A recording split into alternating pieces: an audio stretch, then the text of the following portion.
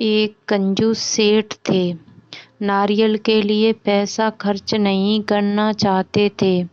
वे इसलिए सीधे नारियल के पेड़ पर ही चढ़ गए, जो कि लंबा था और सीधा था। पर नारियल तो तोड़ लिया, मगर उतर नहीं पा रहे थे। अरे, मैं कहाँ चढ़ गए रे, मैं कैसे उतरूंगा।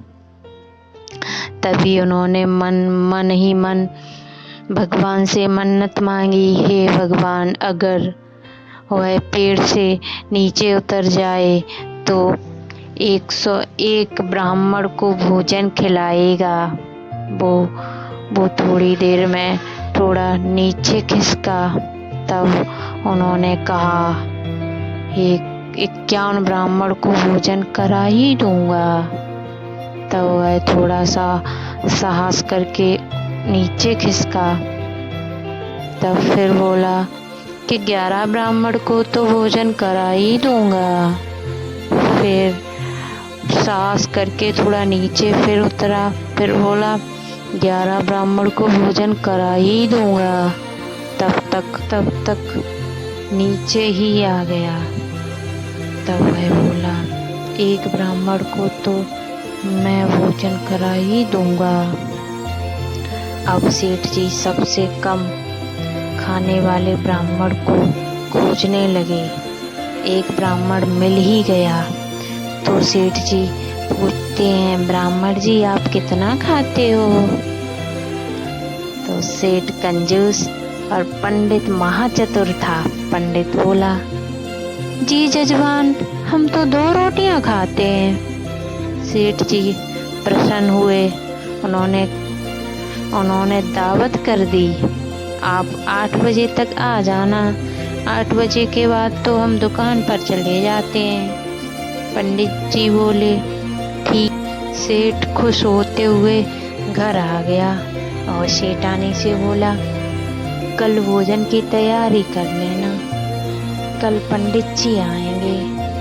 सेठानी बोली, ठीक है मालिक जी। सुबह होते ही सेठानी ने भोजन की तैयारी कर ली। सेठ इंतजार कर रहा था कि पंडित जी आएंगे, भोजन करा के उसके बाद हम दुकान पर जाएंगे। पंडित जी तो आए नहीं।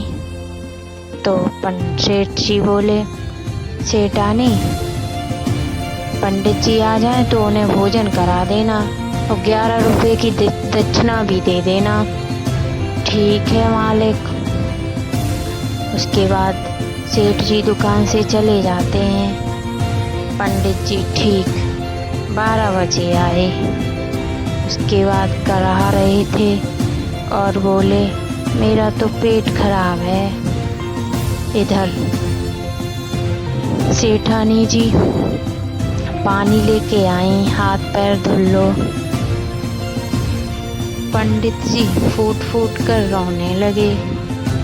भावुक होकर सेठानी बोली, क्या हुआ पंडित जी, क्या हुआ पंडित जी, बताओ ना।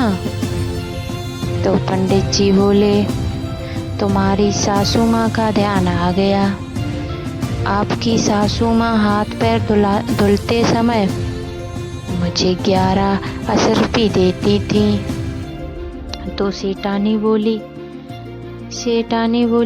तो क्या हुआ पंडित जी, सासू माँ नहीं है, मैं तो है। उन्होंने 11 असरपी लाके पंडित जी को दे दी। जब पंडित जी ने भोजन कर लिया, फिर पंडित जी फूट फूट कर रोने लगे।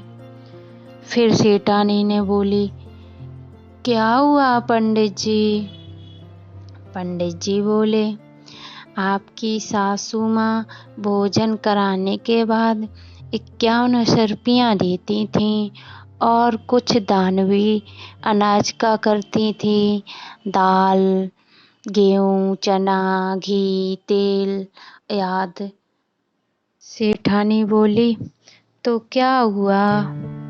आटा, दाल, चीनी, घी, तेल आदि सब बांध दिया और पंडित जी को दे दिया। पंडित जी चले गए घर से। उसके बाद शाम होते ही सेठ जी दुकान बंद करके घर पे आए। उसके बाद सेठानी जी से पूछा, क्या पंडित जी आए थे? सेठानी बोली, हाँ जी आए थे, उन्होंने भोजन उन्हें करा दिया था, लेकिन वह बार बार रो रहे थे। सासू माँ की बार बार याद आ रही थी। मैंने भी कोई कमी नहीं छोड़ी, सासू माँ नहीं थी तो क्या हुआ, उनकी सब दान दक्षिणा पूरी कर दी थी। सेठ जी बोले, दान दक्षिणा?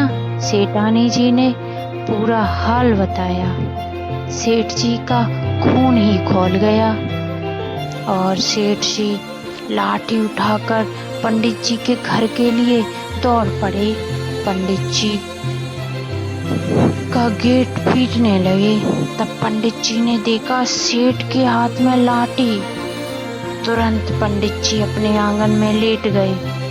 उसके बाद पंडितानी जी ने एक सफेद कपड़ा सिर से पैर तक उड़ा दिया। पंडितानी जी दरवाजा खोलकर आई, बैठकर रोने लगे। सेठ जी बोले, इन्हें क्या हुआ? पंडितानी बोली, सुबह एक सेठ इनकी दावत कर गया था, पता नहीं क्या खिला दिया, पंडित जी तो मर गए। हमारे यहाँ तो इनको फूकने तक के पैसे नहीं हैं। सेठ जी बहुत ही डर गया था। उन्होंने पंडितानी को दहेज संस्कार के लिए पैसे दे दिए। उसके बाद पंडित जी का राशन 4 महीने।